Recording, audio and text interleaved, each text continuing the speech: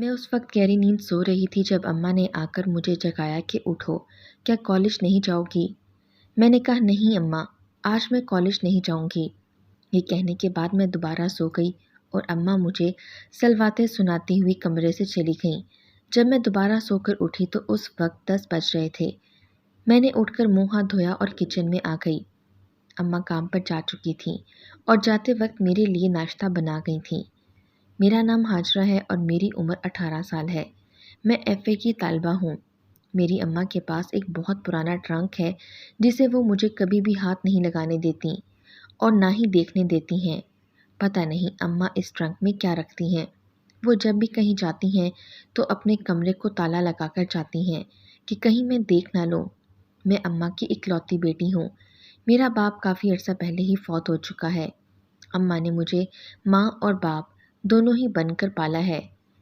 وہ دن کو لوگوں کے گھروں میں کام کرتی ہیں اور جو اسے تنخواہ ملتی ہے اس سے گھر کے اخراجات پورے کرتی ہیں۔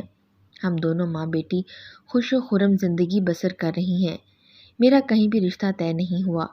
اماں مجھ سے بہت محبت کرتی ہیں، میرا بہت خیال رکھتی ہیں، لیکن کچھ روز سے میں محسوس کر رہی ہوں کہ اماں کی طبیعت خراب رہنے لگی ہے۔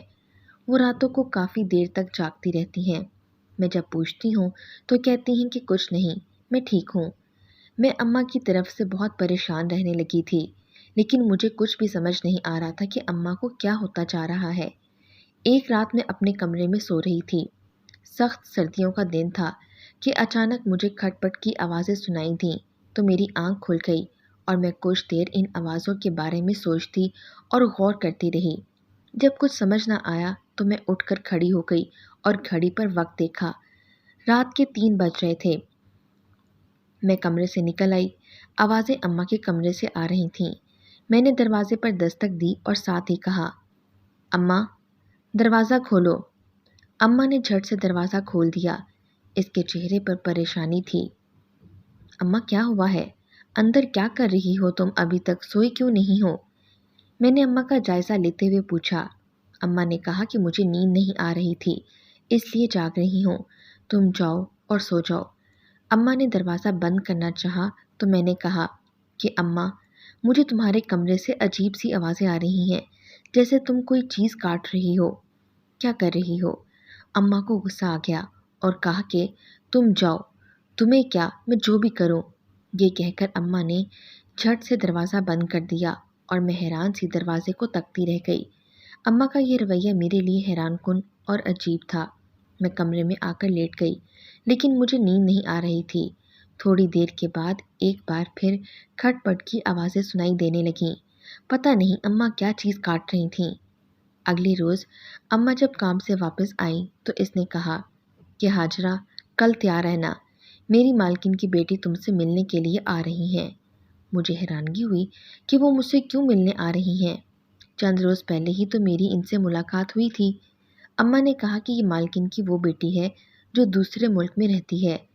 میں نے باتوں باتوں میں اس سے تمہارا ذکر کیا تو اس نے تم سے ملنے کا اشتیاق ظاہر کیا اور کہا کہ وہ کل ملنے آئے گی۔ مجھے حیرت ہوئی۔ اماں تمہاری مالکن کی کتنی بیٹیاں ہیں؟ تم نے تو بتایا تھا کہ ان کی 2 بیٹیاں ہیں، اب یہ تیسری کہاں سے نمودار ہو گئی؟ اماں ہنسی اور کہا کہ مجھے بھی نہیں معلوم تھا، آج ہی پتہ چلا ہے کہ مالکن کی تیسری بیٹی بھی ہے۔ اگلے روز شام سے ذرا پہلے میں تیار ہوئی، ہلکا پھلکا میک اپ کیا۔ میں ویسے ہی بہت خوبصورت تھی، رنگت بھی گوری تھی اور قد بھی مناسب تھا۔ اماں مجھے دیکھ کر چاند کا ٹکڑا کہتی تھیں اور میری بلائیں لیتی تھیں۔ شام سے پہلے ہی اماں کی مالکن اپنی بیٹی کے ساتھ ہمارے گھر آ گئیں۔ گھر کی میں نے پہلے ہی صفائی ستھرائی کر دی تھی، اس لیے ہر چیز صاف تھی۔ مالکن کی بیٹی مجھ سے بڑی گرم جوشی سے ملی۔ اس کی عمر 40 سال کے قریب تھی۔ اس عمر میں بھی وہ خاصی خوبصورت اور سمارٹ تھی۔ ٹھنڈے ملک میں رہنے کی وجہ سے اس کی رنگت دودھ کی طرح سفید تھی۔ اس نے سر پر سکارف پہنا ہوا تھا۔ اس کا نام ختیجہ تھا۔ وہ میرے لیے بہت سارے تحفے لائی تھی، جنہیں دیکھ کر میں خوشی سے پھولے نہ سما رہی تھی۔ وہ میرے ساتھ ہی بیٹھی تھی اور مجھ سے خوب باتیں کی تھیں۔ اماں کی مالکن بھی مجھ سے گھل مل گئی تھی۔ ان کے آنے سے پہلے ہی ہم ماں بیٹی نے کھانا تیار کر لیا تھا، اس لیے بڑے خوشگوار ماحول میں کھانا کھایا گیا۔ وہ دونوں ماں بیٹی عشاء تک ہمارے گھر میں رہیں اور پھر چلی گئیں، لیکن جانے سے پہلے ختیجہ نے کہا کہ ہاجرہ، آج میں تم سے ملنے آئی ہوں، کل تم مجھ سے ملنے آنا، تم سے مل کر مجھے بہت خوشی ہوئی ہے۔ میں نے سر جھکاتے ہوئے کہا کہ ٹھیک ہے، میں کل کالج سے واپسی پر آپ کے گھر آ جاؤں گی۔ ان کے جانے کے بعد اماں نے سکون کا سانس لیا اور ہم ماں بیٹی برتن سمیٹنے اور دھونے میں مصروف ہو گئیں۔ میں نے اماں سے پوچھا کہ اماں، ختیجہ میڈم تو بہت اچھی خاتون ہیں، ان کے شوہر کیا کرتے ہیں اور کتنے بچے ہیں؟ اماں نے ایک ٹھنڈی سانس بھری اور کہا کہ ختیجہ میڈم کا شوہر لندن میں کوئی نوکری کرتا ہے، ان کا صرف ایک ہی بیٹا ہے اور وہ بھی دوسرے ملک میں ہوتا ہے۔ اماں کی بات سن کر میں ٹھٹکی۔ میرے دماغ میں فوراً یہی خیال آیا کہ کہیں ختیجہ میڈم اپنے بیٹے کے لیے مجھے دیکھنے تو نہیں آئیں۔ میں نے اماں سے جب یہ پوچھا تو انہوں نے مجھے ڈانٹ دیا۔ کیا بکواس کر رہی ہے؟ ختیجہ میڈم کا بیٹا تم سے 3 سال چھوٹا ہے، وہ تمہیں اپنے بیٹے کے لیے کیوں پسند کریں گی؟ میں نے ہونٹ بھینچ لیے۔ پھر اماں، وہ مجھ سے خاص طور پر کیوں ملنے آئی تھیں؟ اماں نے برہمی سے کہا کہ اس کی کوئی بیٹی نہیں ہے، اس لیے وہ تم سے ملنے آئی ہے۔ اب زیادہ مت سوچو اور کام کرو۔ میں نے ختیجہ میڈم کا خیال ذہن سے جھٹکا اور کام میں جت گئی۔ اس رات میں کافی دیر تک جاگتی رہی اور ختیجہ میڈم کے بارے میں سوچتی رہی تھی کہ اس کا مجھ سے ملنے کا کیا مقصد تھا۔ اماں کی بقول ان کا بیٹا مجھ سے 3 سال چھوٹا ہے، یعنی میں 18 سال کی ہوں تو وہ 15 سال کا ہوگا۔ مجھے کچھ سمجھ نہ آیا تو میں نے سارے تحفے کھول کر دیکھے۔ میرے لیے بہت اچھے کپڑے، جوتے اور جیولری تھی جو بےحد قیمتی تھی۔ میں نے زندگی میں اتنی مہنگی جیولری اور کپڑے نہیں دیکھے تھے۔ میں رات کافی دیر تک ان چیزوں کو دیکھتی رہی، پھر سو گئی۔ مجھے سوئے 1 ڈیڑھ گھنٹہ ہی ہوا تھا کہ اچانک کھٹ پٹ کی آوازوں سے میری آنکھ کھل گئی۔ میں سمجھ گئی کہ اماں پھر کوئی چیز کاٹ رہی ہے۔ کھٹ پٹ سے میری نیند خراب ہوتی تھی، اس لیے میں اٹھ کر اماں کے کمرے کی طرف بڑھی۔ دروازے پر دستک دی تو اماں نے دروازہ کھولا اور برہمی سے بولی کہ رات کے اس وقت تم کیا کر رہی ہو؟ تم سوتی کیوں نہیں ہو؟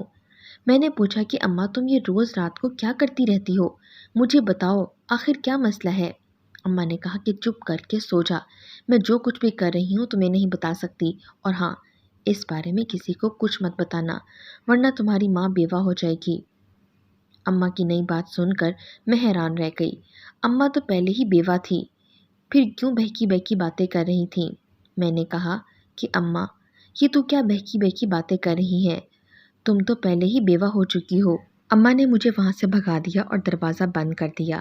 میں اپنے کمرے میں آ کر اماں کی باتوں پر غور کرنے لگی۔ اماں نے بڑی عجیب بات کی تھی۔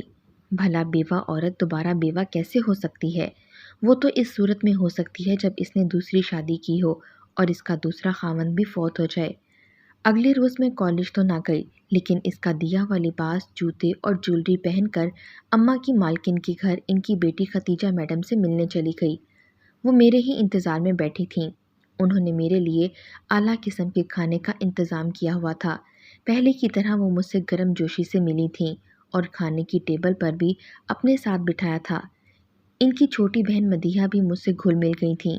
میں شام تک وہیں رہی اور ختیجہ میڈم نے مجھ سے ڈھیروں باتیں کیں، مثلاً میں پڑھ کر کیا کرنا چاہتی ہوں، شادی کب کروں گی، وغیرہ۔ میں نے بتایا کہ میں پڑھ کر ٹیچر بننا چاہتی ہوں، مجھے پڑھانے کا بہت شوق ہے۔ شادی کے حوالے سے میں نے بتایا کہ ابھی میرا شادی کرنے کا کوئی ارادہ نہیں ہے، میں شادی کروں گی تو 25 سال کی عمر میں۔ رات کو سونے سے پہلے میں نے اماں سے پوچھا کہ اماں، کیا آج رات بھی تم اپنے کمرے میں کوئی چیز کاٹو گی؟ تو اماں نے برہمی سے مجھے دیکھا۔ ہاں، لیکن میں پھر کہہ رہی ہوں کسی کو مت بتانا ورنہ تمہاری ماں بیوہ ہو جائے گی۔ میں الجھی اور مجھے اماں کا دماغی حالت پر شک ہونے لگا۔ میں نے اماں سے کوئی اور بات نہ کی اور اپنی پڑھائی میں مصروف ہو گئی۔ میں رات 12 بجے تک پڑھائی کرتی ہوں، اس کے بعد سو جاتی ہوں اور فجر کی نماز کے وقت اٹھتی ہوں۔ اس رات بھی اماں نے وہی شور والا کام کیا تھا۔ رات کے 4 بجے جب میری آنکھ کھلی تو خاموشی تھی، شاید اماں سو گئی تھیں۔ میں نے سکھ کا سانس لیا اور اٹھ کر واش روم میں چلی گئی۔ وضو کر کے میں نے تہجد کی نماز پڑھی اور فجر تک قرآن پاک کی تلاوت کرتی رہی۔ صبح میں نے اماں کو دیکھا تو وہ کافی افسردہ اور کھوئی کھوئی سی تھیں۔ میں نے اماں سے اس کی افسردگی کی وجہ جاننا چاہی تو اس نے کہا کہ کچھ نہیں ہوا، میں ٹھیک ہوں۔ مجھے بیوہ ہونے والی بات یاد آئی تو میں نے اماں سے پوچھا کہ اماں، تم 2 روز سے بہکی بہکی باتیں کر رہی ہو، کیا کوئی مسئلہ ہے جس سے تم پریشان ہو؟ تم نے 2 دفعہ کہا کہ چپ کر جاؤ، اگر کسی کو بتایا تو تمہاری ماں بیوہ ہو جائے گی۔ یہ کیا بات ہوئی؟ مجھے بتاؤ اماں، کیا مسئلہ ہے؟ تم رات کو کیا کرتی ہو؟ اماں نے کہا کہ کوئی بات نہیں ہے، لیکن یہ سچ ہے، اگر تم نے کسی کو بتایا کہ میں رات کو کیا کرتی ہوں تو واقعی تمہاری ماں بیوہ ہو جائے گی۔ میں اماں کی بات سن کر الجھی۔ میں نے پوچھا لیکن اماں نے کچھ نہ بتایا۔ اس رات مجھے بخار ہو گیا۔ اماں بھاگ کر ڈاکٹر کو گھر لے آئی۔ اس نے مجھے انجیکشن لگایا اور دوائی بھی دی۔ جب میرے بیمار ہونے کا ختیجہ میڈم کو پتہ چلا تو وہ صبح ہی صبح آ گئیں۔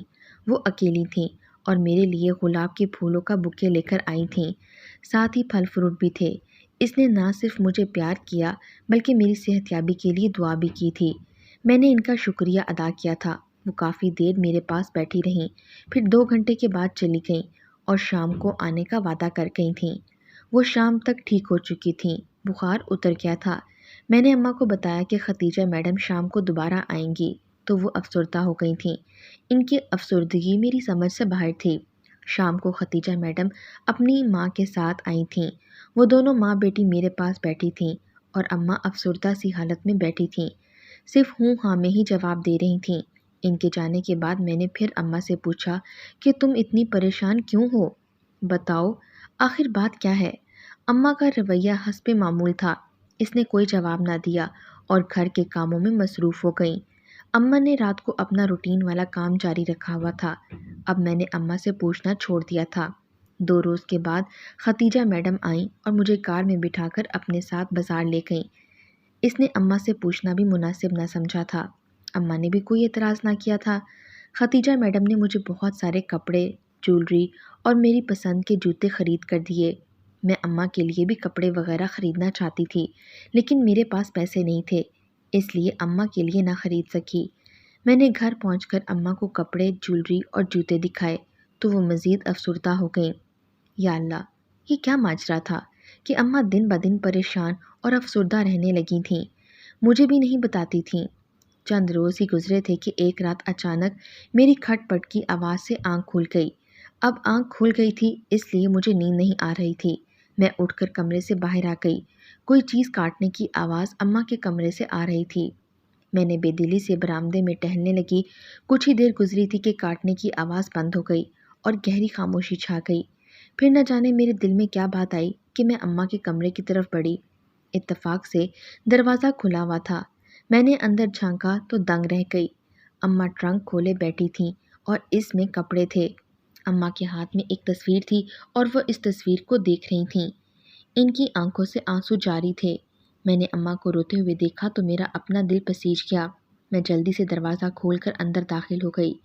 اماں تم کیوں رو رہی ہو؟ یہ کس کی تصویر ہے؟ اماں نے مجھے دیکھا تو اس نے جلدی سے آنسو صاف کیے اور وہ تصویر چھپا لی۔ تم یہاں کیوں آئی ہو؟ سوئی کیوں نہیں؟ اماں نے برہمی سے پوچھا۔ میں نے جواب دینے کی بجائے ٹرنک میں دیکھا تو حیران رہ گئی۔ ٹرنک میں چھوٹی بچی کے کپڑے موجود تھے۔ یہ بالکل نئے اور خوبصورت کپڑے تھے۔ میں نے ایک سوٹ اٹھا کر پوچھا، اماں یہ کس کا سوٹ ہے؟ جواباً اماں خاموش رہیں۔ میرے دل میں عجیب سے وسوسے پیدا ہو رہے تھے۔ اماں جب بولی تو اس کے لہجے میں شکستگی تھی۔ ہاجرہ، یہ تمہارے کپڑے ہیں۔ جب تم چھوٹی تھی تو میں تمہیں یہی کپڑے پہناتی تھی۔ میں کپڑوں کو دیکھ کر حیران تھی کیونکہ وہ بہت ہی مہنگے کپڑے تھے۔ اماں، اتنے مہنگے کپڑے تم نے کہاں سے لیے تھے؟ اچانک مجھے تصویر یاد آئی تو میں نے کہا کہ اماں، وہ تصویر کس کی ہے جسے تم دیکھ کر رو رہی تھی؟ مجھے دکھاؤ وہ تصویر۔ اماں گڑبڑا گئیں۔ وہ مجھے تصویر نہیں دکھانا چاہتی تھیں، لیکن بالآخر اس نے میری ضد کے آگے ہار مان لی اور مجھے تصویر دکھا دی۔ تصویر دیکھ کر مجھے اپنے پیروں کے نیچے سے زمین نکلتی ہوئی محسوس ہوئی۔ میرا وجود جیسے بت میں بدل گیا۔ وہ تصویر ختیجہ میڈم کی تھی، جن کے ساتھ ایک ہینڈسم اور خوبصورت نوجوان کھڑا تھا۔ ختیجہ میڈم کی گود میں ایک بچی تھی۔ اماں، یہ تو ختیجہ میڈم ہیں، اور ان کے ساتھ جو آدمی کھڑا ہے وہ کون ہے؟ اماں کی آنکھوں سے آنسو جاری ہو گئے۔ وہ ہچکیاں لے کر رونے لگی۔ پھر اس نے جو انکشاف کیا اس سے میرے وجود میں لہریں دوڑ گئیں۔ اماں نے بتایا کہ حاجرہ، یہ آدمی میرا بیٹا دلاور اور تمہارا باپ ہے، اور ختیجہ میڈم تمہاری سگی ماں ہے۔ میں دنگ نظروں سے اماں کو دیکھ رہی تھی۔ اماں نے مزید کہا کہ میں تمہاری ماں نہیں، دادی ہوں، لیکن میں نے تمہیں ماں بن کر پالا ہے۔ میں تم سے بہت محبت کرتی ہوں۔ مجھے اپنا بیٹا بہت یاد آتا ہے۔ کاش وہ زندہ ہوتا۔ اتنا کہنے کے بعد اماں پھر پھوٹ پھوٹ کر رو پڑی تو مجھے بھی رونا آ گیا۔ اماں نے مجھے گلے سے لگا لیا اور میرے کندھوں پر تھپکی دی۔ میں نے پوچھا کہ اماں، میرا باپ کہاں ہے؟